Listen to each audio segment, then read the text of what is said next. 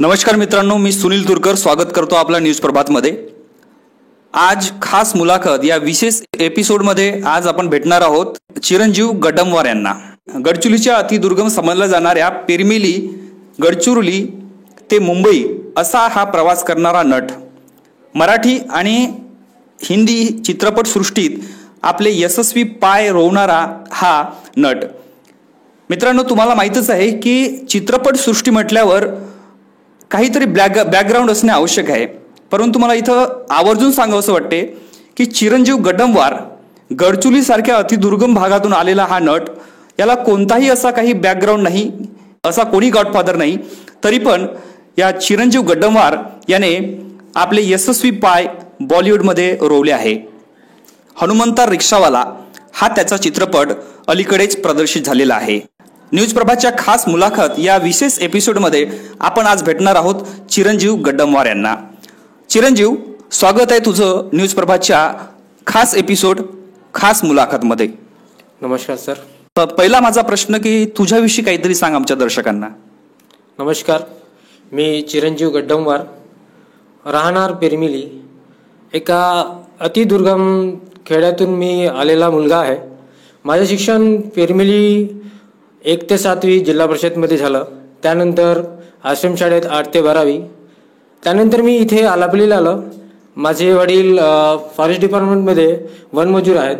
RD कॉलेजमध्ये आलं, तिथे मग doctor Prakash Baba Amte the real hero या पिक्चरचं ऑडिशन होतं, ते ऑडिशन मी दिलं, तिथे माझं सिलेक्शन झालं। तिथे माझा एक 15 सेकंडचा रोल असेल।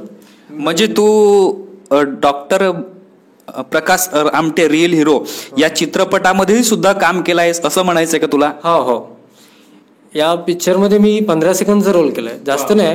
ते मेडिकल कॉलेजचं स्टुडंटचा रोल आहे। त्यानंतर मला असं वाटत होतं की इंडस्ट्रीमध्ये ऍक्टिंग काय असते, कॅमेरा काय असते, मला आवडलं ते। मला असं वाटलं की समोर जाऊन आपण का ऍक्टिंग फील्डमध्ये फ्युचर करावं। त्यानुसार मी इथून मग नागपूरला गेलो, तिथे क्लासेस केलं ऍक्टिंगचे, गव्हर्नमेंट युनिव्हर्सिटीचे क्लासेस आहे। न्यूज प्रभातकडून अभिनंदन की अभिनयासाठी जे तांत्रिक शिक्षण आवश्यक आहे ते शिक्षण सुद्धा तू घेतलं आहे। हो सर, आय थिंक 120 पर्यंत ऑडिशन दिले, पण तिथे मी अनसक्सेस होतो। 120 ऑडिशनच्या नंतर सुद्धा अनसक्सेस होणारा चिरंजीव गड्डमवार, अभिनंदन तुझं। आणि आमच्या सगळ्या दर्शकांना पुन्हा एकदा सांग, किती ऑडिशन? 120 ऑडिशन। असं वाटत होतं की यार आपण अनसक्सेस आहो। कधी कधी असं वाटायचं माइंडमध्ये की यार सोडून चाललं आलं पाहिजे, पण कधी कधी आपला हृदय होतं ना, ते म्हणायचं बेटा तू समोर जायशील, प्रयत्न कर। प्रयत्न केल्यानं माणसाला यश मिळतंच, आणि हे आज झालं आहे। आज मी या लेवलमध्ये आहे की मराठी इंडस्ट्रीत मी हनुमंता रिक्षावाला ही 23 नोव्हेंबरला रिलीज झाली आहे मूवी, आणि मी त्या पिक्चरमध्ये ॲज अ हिरो म्हणून रोल केलाय। चित्रपट सृष्टीत बराच संघर्ष करावा लागतो हे सगळ्यांना माहीत आहे। या सगळ्या संघर्षातून मात करण्याची ताकद तुला कुठून आली? माझे गुरु आहेत अमित पटेल सर, ते मला ऍक्टिंग कोर्स करतो तिथे मिळाले होते। त्यांनी म्हणायचं की तू खूप चांगला ऍक्टर आहे, तू खूप चांगला ऍक्ट करतो। तर मला पण म्हणजे कसं असते, मोटिवेशन कोणाचं कसं सपोर्ट असलं खूप गरजेचं असते, ते मला सपोर्ट करत होते माझे गुरु। आज मी त्यांना गुरुच मानतो, ते गुरुच आहे। तेच गुरु मी हनुमंता रिक्षावाला पिक्चरचे डायरेक्टर आहेत। त्यांनी मला बोलवलं की गोंदियाला ऑडिशन आहे मी हनुमंता रिक्षावाला पिक्चरची, तर तू येऊन जा। तर मी गेलो होतो तिथे माझं ऑडिशन झालं, पण 1 इयर नंतर माझं सिलेक्शन झालं, आणि मला फोन आला की तुझं सिलेक्शन झालं आहे मी हनुमंता रिक्षावाला या पिक्चरमध्ये। पण त्यांनी मला सांगितलं नव्हतं की तू ॲज अ हिरो म्हणून या पिक्चरमध्ये आहे। त्यांनी मला बोलवलं, गोंदियाला गेलं, तिथे प्रोड्युसर आणि डायरेक्टर एक चांगल्या प्रकारे प्रोग्राम रचवले होते की एक सरप्राईज होतं ते माझ्यासाठी। सर्वांसमोर स्टेजवर बोलवलं, तिथे सांगितले की तुझी जी भूमिका आहे ती हिरोची आहे। मला खूपच आनंद झाला, आणि ते आनंद कुठं व्यक्त करू हे समजत पण नव्हते। त्यानंतर ती मूवीची शूटिंग चालू झाली, ते मूवी मी कम्प्लीट केली. म्हणजे अनेक संघर्षानंतर तुला हे यश मिळालं असं तुला म्हणायचं आहे. हो हो. आता माझा दुसरा प्रश्न असा आहे की संघर्ष करता करता माणूस खूप खचून जातोय आणि या संघर्षातून कधी कधी यशाच्या वाटा धूसर होत असतात आणि माणूस खचल्यावर आता नको पुरे चला आपण घरी यायला पाहिजे असं आपल्याला नेहमीच वाटत असतो. तर असा कधी जीवनात तू खचलास काय? हा संघर्ष करताना असा कधी तुला असा अनुभव आला की आता नको आपलं हे काम नको रे बाबा आपण करू शकत नाही, असा काही अनुभव तुझ्या जीवनात आलाय का? हो आलाय. पण जे माझे मित्र होते स्वप्नील मामिडवार, जितेश मेश्राम आणि प्रशांत बत्तुलवार यांचं मला खूप सपोर्ट होतं. मी जेव्हा पण थकून रूमवर येत होतो यार मी आता मला करायचं नाही यार करिअर, कारण इंडस्ट्री म्हणजे खूप मोठी असते ना आपल्याला कोणाचा सपोर्ट नव्हता, आपण झिरो होतो. तसं वाटायचं कधी कधी सोडून आलं पाहिजे. पण माझे जे मित्र होते मला खूप सपोर्ट करायचे. अरे एक ऑडिशन नाही दुसरी ऑडिशन मी सिलेक्शन होगा. त्याच्यामुळे मी या लेवलवर आहे आणि त्यांचा मी मनापूर्वक धन्यवाद करतो की त्यांनी मला सपोर्ट केलं. म्हणजे शेकडो ऑडिशनमध्ये तू नापास झाल्यावरही तुला हे जे यश मिळाले त्याचा आनंद नक्कीच मोठा असणार आणि यामध्ये तुझा मित्रवर्ग आणि तुझे गुरु यांनी खूप मोठा तुला सहयोग केलं. त्याबद्दल न्यूज प्रभातकडून तुझ्या मित्रांना आणि त्या महान गुरूंना सुद्धा अभिनंदन. माझा दुसरा प्रश्न असा आहे की हे यश तू असाच पादाक्रांत करत राहो. आमच्या न्यूज प्रभातकडून आमच्या सगळ्या दर्शकांकडून तुला शुभेच्छा. येणाऱ्या 5 वर्षात आम्ही चिरंजीव गड्डमवारला कुठे पाहणार आहोत? तुमचं सर्वांचं पाठीशी आशीर्वाद असो आणि तुम्ही अगर सर्वजण विचार केले तर मी नक्कीच बॉलिवूड आणि टॉलिवूडला पण माझं सिलेक्शन झालं आहे. माझी अपकमिंग मूवी आहेत बँड मास्टर, राकोश, मायरा आणि एक टॉलिवूड मूवी मिळाली आहे ती जूनपासून शूटिंग आहे. आणि परत एक आता 10 या 12 तारीखला एक मूवीची शूटिंग चालू होणार आहे, ती हिंदी मूवी आहे. नक्कीच. म्हणजे मराठी पाठोपाठ आता तुला टॉलिवूडमध्ये सुद्धा एंट्री मिळाली असं म्हणायचं आहे तुला? हो. अभिनंदन. आपल्या दर्शकांना मला इथं सांगायचं आहे की आमच्या गडचिरोलीचा हा चिरंजीव गड्डमवार आता मराठी सृष्टीतून तेलुगू इंडस्ट्रीमध्ये सुद्धा याला चित्रपट मिळणं सुरू झालं आहे. हिंदी चित्रपटात सुद्धा याला अनेक चित्रपटांची ऑफर आहे आणि मला वाटते काही चित्रपट तुझे आता शूटिंग सुद्धा सुरू आहे असं मला वाटते.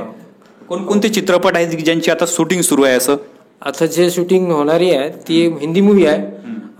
त्या मूवीचं नाव आहे मुर्दे की जान खतरे में. हे खूप कॉमेडी पिक्चर आहे आणि विथ इमोशनल. ते आता मी काही स्टोरी जास्त काही सांगणार नाही त्याची, तुम्ही बघून घ्याल, त्याचं जे ट्रेलर येईल तुम्हाला समजूनच येणार.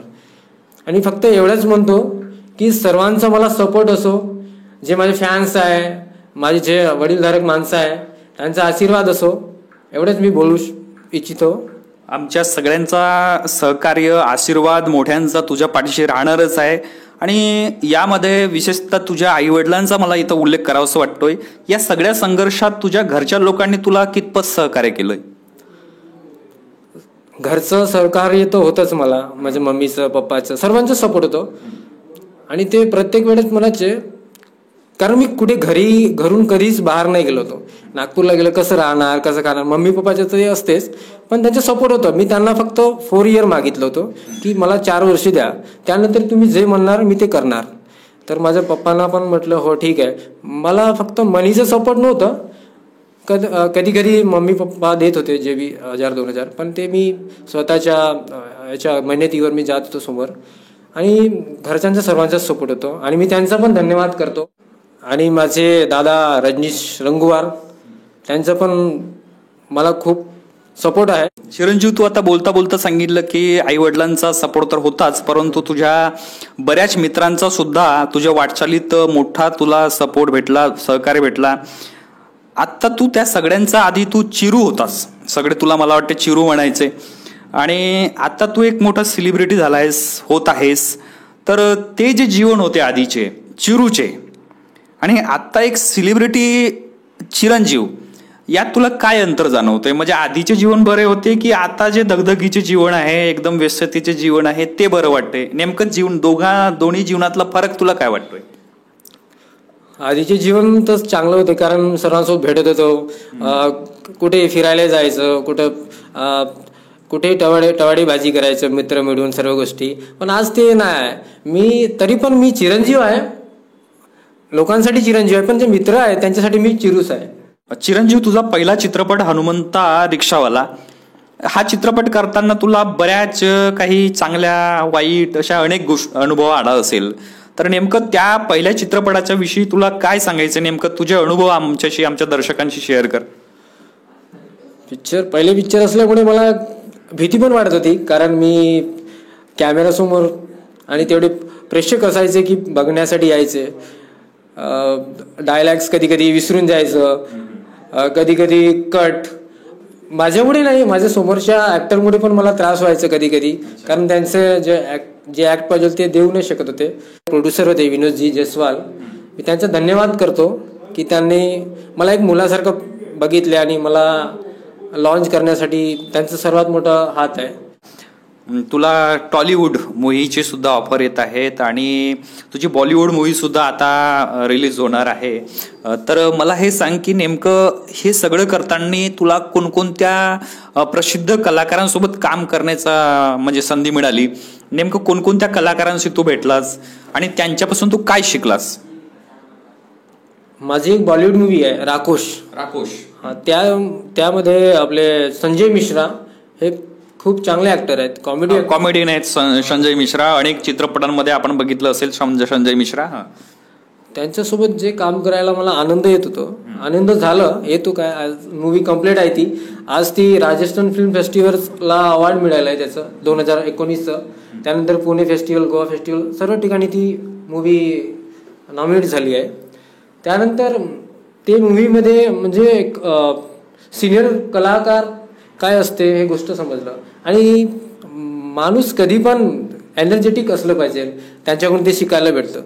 तुम्ही कधी पण बघाल की त्यांनी जेवढे बी पिक्चरमध्ये जे ऍक्टिंग करतात ते रिअलमध्ये पण तसेच आहेत. खूप कॉमेडी मॅन आहेत आणि त्यांना कोणत्या गोष्टीचं म्हणजे गर्व नाही आहे की मी ऍक्टर आहे खूप मोठा, हे ज्युनियर आर्टिस्ट आहे, त्यांच्याशी काय बोललं पाहिजे असं काही नाही. त्यांनी समजवत होते की ऍक्टिंग काय असते, ऍक्टिंग कसं केलं पाहिजे. हे गोष्ट कसं आहे, आपण सिनियर लोकांपासून शिकलं पाहिजे आणि ती गोष्ट चांगली होती. मला चांगला अनुभव होता की हा राकोश मूवी. त्यानंतर बँड मास्टरमध्ये माझे परत एक गुरु आहेत ज्यांनी मला बॉलिवूडमध्ये चान्स दिले, अब्दुल रजाक शाह. त्यांची मूवी आता येणार आहेत मार्चमध्ये, आय थिंक रिलीज. तिचं टीझर पण आला आहे बँड मास्टरचं. त्याच्यामध्ये माझं कॅरेक्टर तेलुगूचं आहे. मी तेलुगू डायलॉग्स, तो रोमॅन्टिक कॅरेक्टर आहे, म्हणजे एक प्रकारे हिरोज आहे. पण आपण हे मागं बघू शकता तेलुगूचं यांचं कॅरेक्टर आणि ह्याच मूवीमध्ये यांनी काम केलेलं आहे. आपण हे मागं बघू शकता. प्रकाश बाबा आमटे यांच्या चित्रपटातही तू काम केलेलं आहेस. या चित्रपटात मोठ्या दिग्गज कलावंतांची फौज होती. यावेळेस तुझा जरी छोटासा रोल असला तरी त्यावेळेस त्यांच्यासोबत तुझी केमिस्ट्री कशी होती? म्हणजे मला वाटतं तिथं नाना पाटेकर साहेब होते आणि बरीच दिग्गज कलाकारांची तिथं मांदियाळी होती. अशा वेळेस त्यांच्या पासून तुला काय शिकायला मिळालं? त्या पिक्चरमध्ये जर सर्वात मोठे ऍक्टर होते नाना पाटेकर साहेब, त्यांना मी माझा नमस्कार. असं म्हणतात की ते खूप रागिष्ट आहे, पण ते कामाप्रती रागिष्ट आहे. त्यानंतर ते नॉर्मल लाईफ जगतात. तुला असा कधी त्रास झाला का? जे ते म्हणजे नाना पाटेकर तुला असं कधी रागवण्याचा तुला काय अनुभव आला का?